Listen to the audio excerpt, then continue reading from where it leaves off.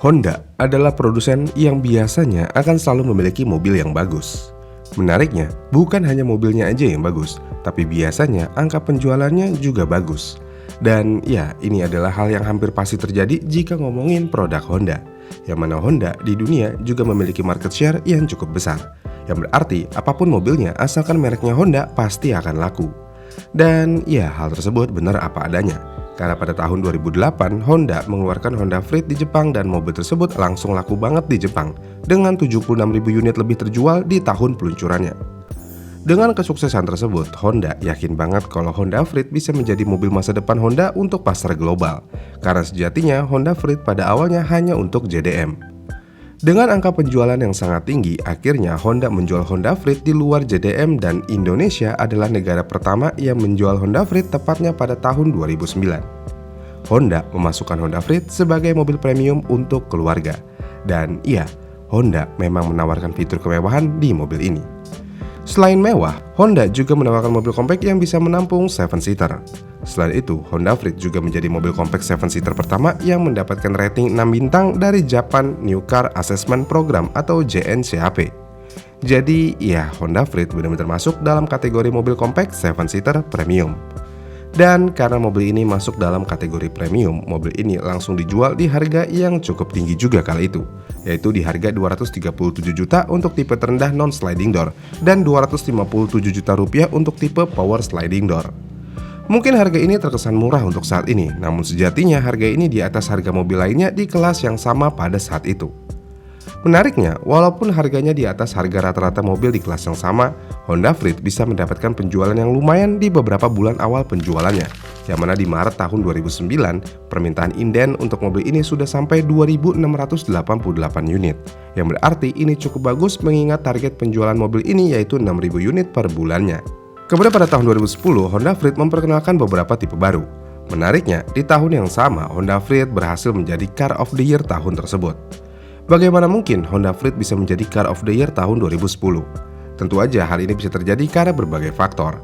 Misalnya konsumsi bahan bakar yang efisien, performa mesin, akomodasi, style, harga jual, dan kenyamanan. Jadinya iya, di kategori tersebut Honda Freed berhasil menjadi Car of the Year. Kemudian pada tahun 2011, banyak yang bilang kalau Honda Freed harganya agak terlalu mahal. Dan Honda menyediakan varian yang lebih murah di Honda Freed, yang mana Honda mengeluarkan Honda Freed S Alpha yang dijual cuma di harga 219 juta rupiah. Menariknya, walaupun ini versi terjangkau alias murahnya, Freed S Alpha masih mendapatkan sun visor dengan vanity mirror, desain walkthrough cabin, dan king and queen seat pada baris kedua.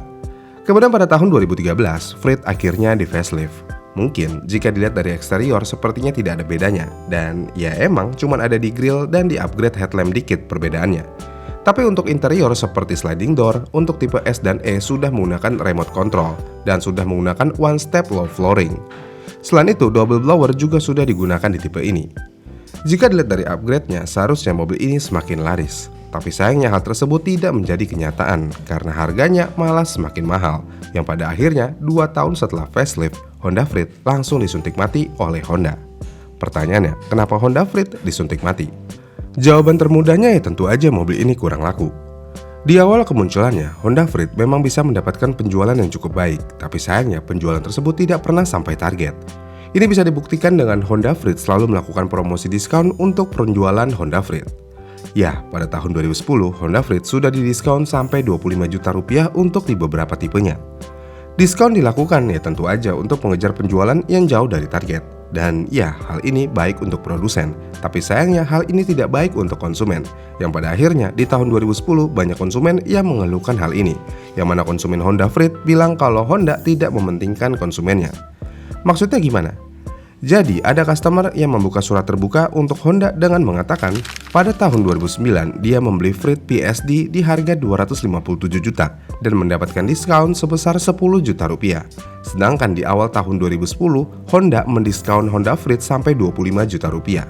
Sedangkan harga barunya cuma naik 1,5 juta rupiah yang menjadi 258,5 juta rupiah. Selain itu, di tahun yang sama juga, seperti yang sudah saya sebutkan sebelumnya, Honda Freed muncul tipe PSD MMC yang mana tipe ini lebih lengkap dari tipe sebelumnya. Menariknya, tipe terbaru ini memiliki harga yang sama, yaitu di Rp258,5 juta dan diskonnya tetap yaitu Rp25 juta.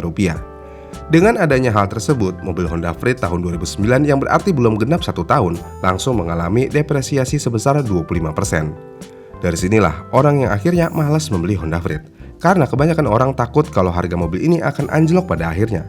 Ya karena Honda benar-benar selalu mendiskon mobil ini secara besar-besaran. Kemudian selain harga jual kembali yang ditakutkan, desainnya juga segmented banget.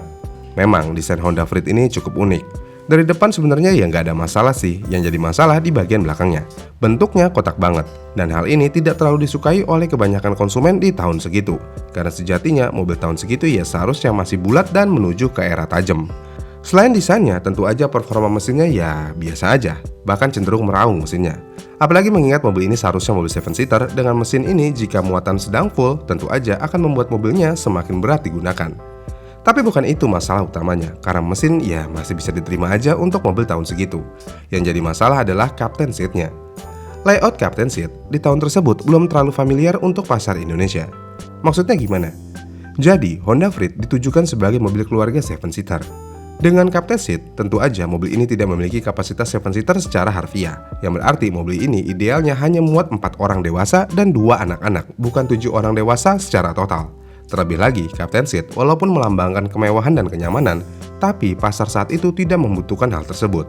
Mereka membutuhkan mobil yang muat banyak, apalagi saat itu Avanza sedang naik daun banget. Jadinya ya buat kebanyakan orang akan mementingkan fungsi dan kapasitas. Apalagi jika melihat harganya. Avanza tertinggi pada tahun 2011 dijual di harga 185 juta, sedangkan Honda Freed ya 250 juta lebih. Dengan kebutuhan pasar yang berbeda, Honda Freed tentu aja kalah saing dari mobil lainnya. Bahkan banyak yang bilang lebih baik beli Innova daripada Honda Freed di harga yang hampir sama. Jadi ya permasalahan harga dan fungsi juga menjadi hal lainnya yang membuat Honda Freed kurang laku. Yang pada akhirnya HPM atau Honda Prospect Motor hanya bisa melakukan penjualan 500-1000 unit aja per bulannya. Ini jauh banget dari target. Dan iya, hal tersebut tidak menguntungkan HPM sama sekali, yang pada akhirnya juga mobil ini disuntik mati. Namun apakah Honda Freed ini mobil yang buruk? Sebenarnya enggak juga. Namun buat kalian yang mencari mobil 7-seater, ya sebenarnya Honda Freed nggak cocok sama sekali karena emang kecil banget ini mobil jika dijadikan mobil 7-seater. Namun buat kalian yang mencari kenyamanan bukan performa, Honda Freed cukup layak dibeli. Bahkan menariknya, Honda Freed sampai saat ini masih banyak yang nyari, yang pada akhirnya harga mobil ini cukup stabil. Bahkan untuk harga Honda Freed tahun 2010 aja harganya masih di atas 100 juta. Dengan harga yang masih stabil ini membuktikan kalau Honda Freed masih banyak yang ingin menggunakannya. Ya bisa dibilang Honda salah waktu aja ngeluarin Honda Freed. Kalau di waktu yang tepat, Honda Freed mungkin bisa laku. Eits, tunggu dulu. Honda Freed sebenarnya di Jepang masih dirilis terus. Bahkan saat ini sudah ada di generasi ketiga. Bahkan mobil Honda Freed generasi ketiga ini berhasil mendapatkan gelar Car of the Year. Jadinya ya Honda Freed generasi terbaru ini bisa dikatakan mobil yang bagus. Tapi ya kenapa nggak dijual di Indonesia? Padahal waktunya sepertinya sudah tepat. Jawabannya, Honda sepertinya kapok untuk membawa Honda Freed ke Indonesia. Karena sejatinya orang Indonesia tidak suka dengan mobil yang seperti ini. Lihat aja Toyota Sienta. Pada akhirnya mobil ini ya disuntik mati juga. Kenapa? Ya karena nggak laku dan nggak diterima pasar Indonesia. Terlebih lagi saat ini tren yang ada di Indonesia ada di mobil MPV dan SUV. Jadinya ya jelas, mobil ini tidak akan bisa bersaing dengan mobil-mobil yang ada. Apalagi jika dilihat Freed Gen 3. Garis-garis desainnya halus banget seperti Honda Fit terbaru di Jepang. Yang mana garis-garis halus ini tidak disukai orang Indonesia kebanyakan. Kenapa bisa? Ya karena orang Indonesia sukanya yang tajam-tajam. Bahkan jika kita lihat sekilas Honda Freed Gen 3 di Jepang, kalau dari jauh ya kayak Mitsubishi Delica. Jadinya ya kayak hampir mustahil mobil ini bisa bersaing di pasar Indonesia yang sangat suka dengan desain tajam. Ditambah produsen Cina selalu memberikan desain yang tajam-tajam untuk saat ini. Jadinya ya pabrikan Jepang tidak mungkin tidak mengikuti hal tersebut. Yang pada akhirnya mereka semua harus mengikuti selera pasar. Dan sejauh ini Honda tidak ada pemberitahuan apapun untuk menghidupkan kembali Honda Freed. Gimana nih menurut kalian? Komen di kolom komentar di bawah ya, dan sampai jumpa di video selanjutnya.